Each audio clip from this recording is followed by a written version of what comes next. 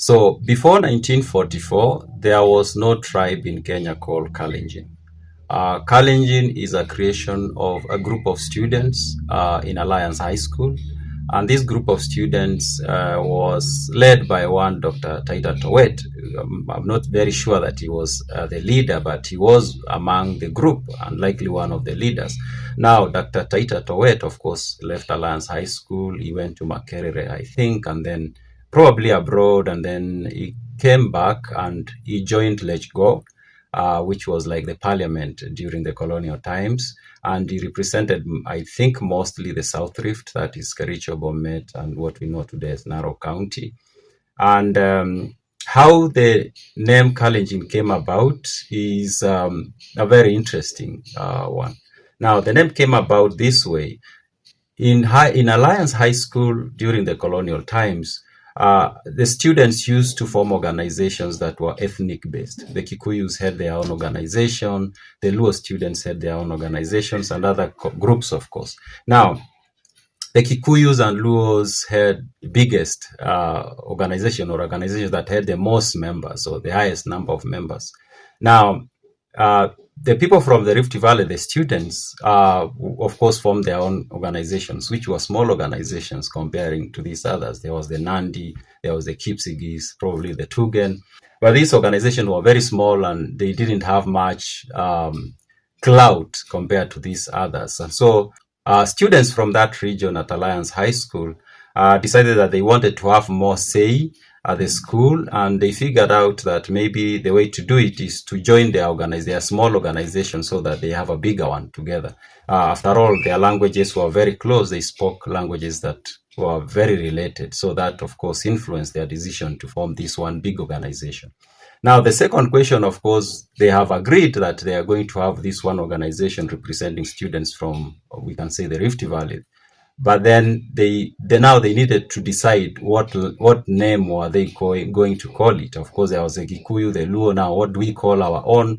Because we don't have a tribe, an umbrella name for that. So then they decided to consider some name. And one of the names they considered is a phrase that had been used by a radio presenter who went by the name John Chemallan. Now, John Chemallan had been hired by the British to run a program on radio. Since this time that there were presenters from different ethnic groups who ran programs in the vernacular languages.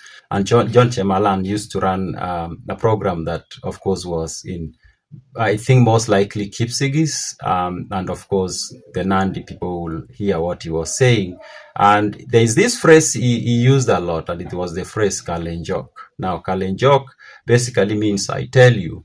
So he used to use that phrase a lot, and it became a very popular phrase among his listeners. Now, the students at Alliance High School decide to see if they can use that name.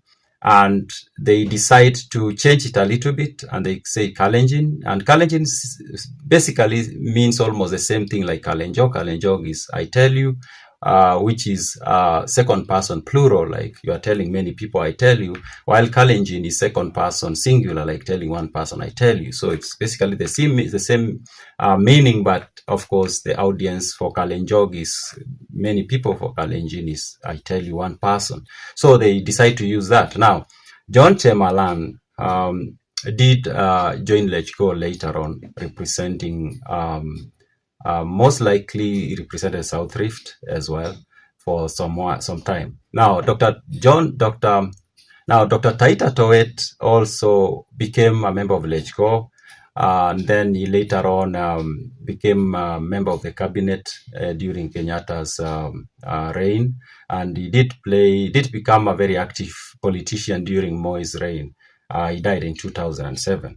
Now, from Alliance High School, seems like the political class from that region saw that name as an opportunity. They saw it as a way, just like the group had been used to get some clout at Alliance High School.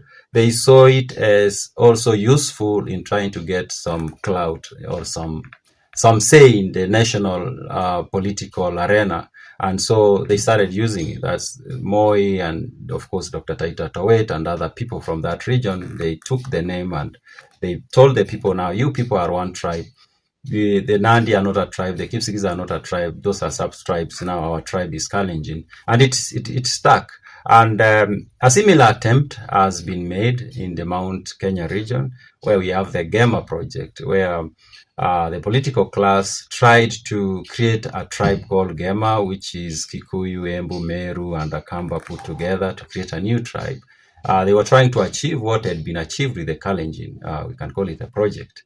The Gema is still work in progress. We don't know whether it will ever pick up. Anyways, one thing that cannot be contested, though, is that the people who speak Kipsigis language, the people who speak Nandi, Tugen, and those other sub-tribes that are now part of the Kalenjin, we can say they are related, at least going by the linguistics. Their languages are more or less similar.